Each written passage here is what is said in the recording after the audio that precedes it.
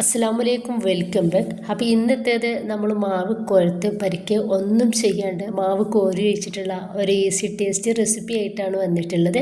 ഇത് നമുക്ക് വലിയവർക്കും കുട്ടികൾക്കും ഒരുപോലെ ഇഷ്ടമാവുന്ന ഒരു അടിപൊളി റെസിപ്പിയാണ്. അപ്പോൾ നമ്മൾ ഇത് ഉണ്ടാക്കുന്നത് എങ്ങനെയെന്ന് കണ്ടുനോക്കാം. വീഡിയോയിലേക്ക് പോവാം. വീഡിയോ കണ്ടുകൊണ്ടിരിക്കുന്ന സമയത്ത് ഇഷ്ടമാവുകയാണെങ്കിൽ നിങ്ങളുടെ എല്ലാ സപ്പോർട്ടും ബൗളിലേക്ക് ഒരു കപ്പ് ചെറിയ ചൂടുള്ള പാൽ വെച്ച് കൊടുക്കുന്നുണ്ട്. ഒപ്പം തന്നെ ഒരു 3 ടേബിൾ സ്പൂൺ പഞ്ചസാര ഇതിലോട്ട് ഇട്ടുകൊടുക്കുന്നുണ്ട്.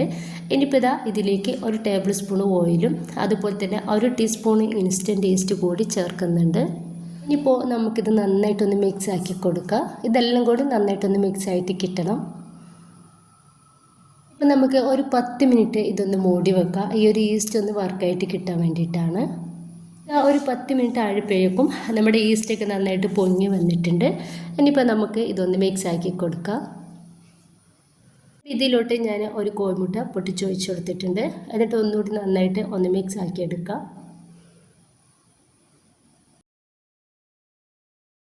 ഇനിയിപ്പോൾ ഞാൻ ഇതിലോട്ട് ഇട്ടുകൊടുക്കുന്നത് ഒരു കപ്പ് മൈദയാണ്.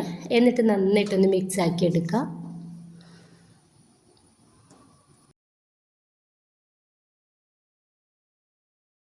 ഇപ്പോൾ ഞാൻ നന്നായിട്ടൊന്ന് മിക്സ് ആക്കി എടുത്തിട്ടുണ്ട്.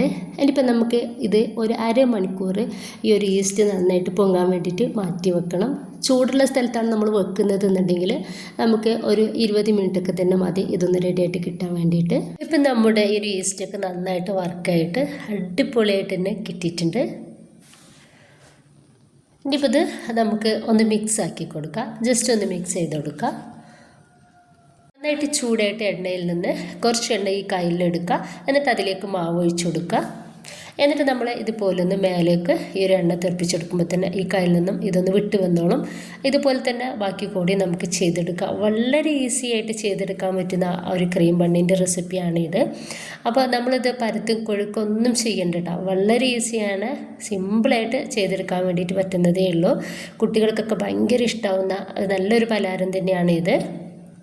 അപ്പോൾ നമ്മളിത് ചെറിയ തീരിട്ടിട്ട് വേണം വേവിക്കാൻ വേണ്ടിയിട്ട്, അല്ലെങ്കിൽ പെട്ടെന്ന് തന്നെ ഇതിന് കളർ മാറ്റം വരും. ഉള്ളിൽ ചിലപ്പം വേവാത്തൊരു പ്രശ്നം വരും കേട്ടോ. അപ്പോൾ അതുകൊണ്ട് തന്നെ ചെറിയ തീരിട്ടിട്ട് റെഡിയാക്കി എടുക്കുക. ആയത് നമുക്കിത് എണ്ണയിൽ നിന്നും ഒന്ന് കോരി മാറ്റം ചെയ്യാം. ഇപ്പോൾ ആ ബണ്ണ് ഞാനൊന്ന് റെഡിയാക്കി എടുത്തിട്ടുണ്ട്.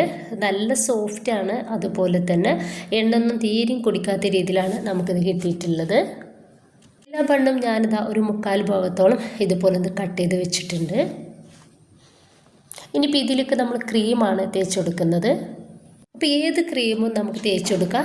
ഞാൻ റിച്ച് ഗോൾഡിൻ്റെ ക്രീമാണ് തേച്ച് കൊടുത്തിട്ടുള്ളത്. അപ്പോൾ നിങ്ങൾക്ക് ഇതിൻ്റെ പകരം ബട്ടറും പഞ്ചസാരയും കൂടിയും ഒന്ന് ചെറുതായിട്ടൊന്ന് ബീറ്റാക്കി എടുത്തിട്ട് അങ്ങനെയും ഇതിൻ്റെ ഉള്ളിലേക്കായിട്ട് ഇതുപോലെ തേച്ചെടുക്കാവുന്നതാണ്. ഇത്രയേ ഉള്ളൂ. നല്ല ടേസ്റ്റിയാണിത്. എല്ലാവരും ട്രൈ ചെയ്ത് നോക്കുക. ഓക്കെ, ഇൻഷാല്ലാ.